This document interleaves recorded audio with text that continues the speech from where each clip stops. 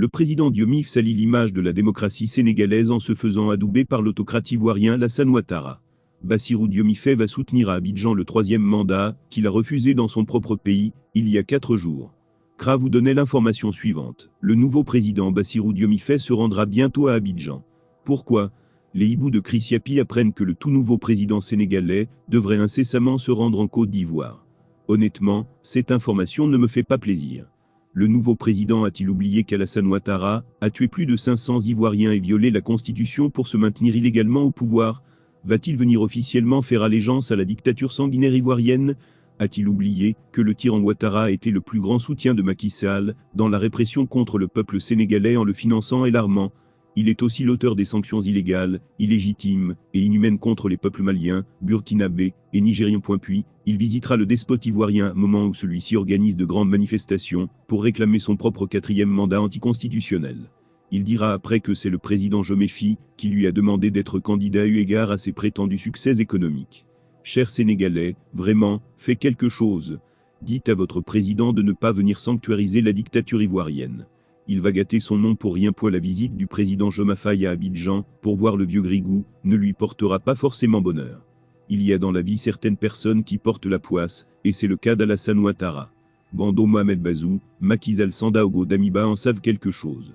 Pour ne citer que cela des dirigeants africains, que les conseils d'Alassane Ouattara en ont à jamais. Sénégalaises, Sénégalais, chers frères et sœurs, avertissons le jeune président Diomaye, avant qu'il ne se perde davantage. Vous n'avez pas lutté pour vous associer aux vassals du néocolonialisme français.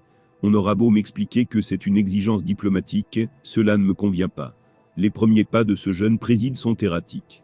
Je constate qu'il veut manger à tous les râteliers comme un opportuniste, au lieu d'assumer une politique panafricaniste authentique.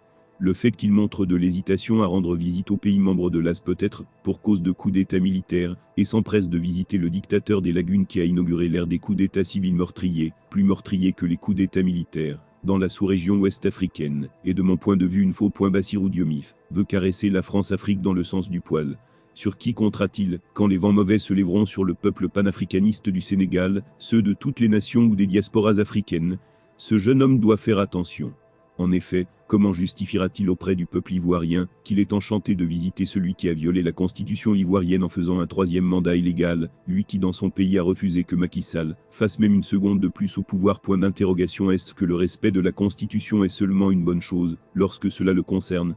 Quelle trahison des peuples en lutte que de s'acoquiner publiquement avec l'un des pires ennemis de la souveraineté africaine, vassal serviteur des bases militaires de l'OTAN, du franc CFA et de l'oligarchie occidentale, Alassane Dramane Ouattara. Cette incohérence entre le discours qu'il a tenu et les actes qu'il pose crée de l'amertume. L'opinion publique africaine le lui rendra cash. On ne se moque plus impunément de nos peuples en lutte. Quant au vieux Grigou Gaspard Dieudonné, alias le chameau, c'est sans honte que lui, le vieillard de 82 ans et plus, accueillera son petit-fils de 44 ans. Il prétendra que Diomaye est son ami. Quelle indignité! Le nouveau président sénégalais choisit de faire ami-ami avec le despote ivoirien, et méprise ainsi le peuple ivoirien en lutte. Qu'il ne s'étonne pas de la facture salée qu'il paiera, lorsque les vents tourneront. Cela dit, peuple de Côte d'Ivoire, ton destin est entre tes mains. Tu ne peux compter que sur toi-même. Et je me permets de féliciter nos frères maliens, de leur dire qu'ils font notre fierté, de les encourager à rester dans ce siège, d'encourager le président Assimi Goïta, parce qu'il n'a pas perdu la face. Ceux qui voulaient l'humilier sont aujourd'hui obligés d'aller à Bamako manger du fogon. Donc, il n'a pas à rougir. Nous lui disons que nous l'encourageons, et qu'il doit continuer à rester très proche de son peuple, car en politique, il n'y a que cette réalité. Il faut faire de la politique pour son peuple, qu'il ne se détourne jamais de cet objectif, qu'il ne se laisse jamais embrigader dans des discours politiciens, où on va lui dire « c'est toi qui es là, tu es le tout-puissant », qui reste collé aux intérêts de son peuple. Ils gagneront cette guerre contre la gangrène djihadiste par la grâce de Dieu, par les efforts des Maliens, par les efforts de tous les Africains.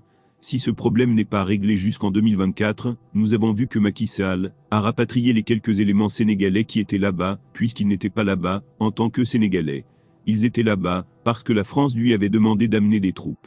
Mais si ce problème n'est pas réglé jusqu'en 2024, si nous sommes élus président de la République, nous dépêcherons des troupes pour soutenir nos frères maliens et en finir avec cette gangrène. Tenez bon, et rester dans la dignité que nous connaissons, la dignité professée dans la charte du mandant, celle qui a été professée dans la déclaration de Tinoziombé, document que nous avons tous oublié au profit de la Déclaration universelle des droits de l'homme de la France. C'est pourquoi j'appelle les uns et les autres, j'appelle les citoyens, j'appelle les militants et les militantes à être vigilants, à se préparer, parce que le camp d'en face ne lâchera pas. Ils ont fomenté un ensemble de dossiers. Leur objectif n'est pas d'emprisonner Ousmane Sonko, parce qu'ils savent qu'Ousmane Sonko à l'intérieur d'une geôle est beaucoup plus difficile à gérer qu'à l'extérieur. Leur objectif est de trouver un motif de condamnation, ne serait-ce qu'au sursis, dans les 18 mois à venir, pour empêcher la candidature de Ousmane Sonko à l'élection présidentielle de 2024. Est-ce que le peuple l'acceptera ? Est-ce que vous, militants, vous l'accepterez? Est-ce que vous, frères africains, vous l'accepterez? Je ne pense pas que oui.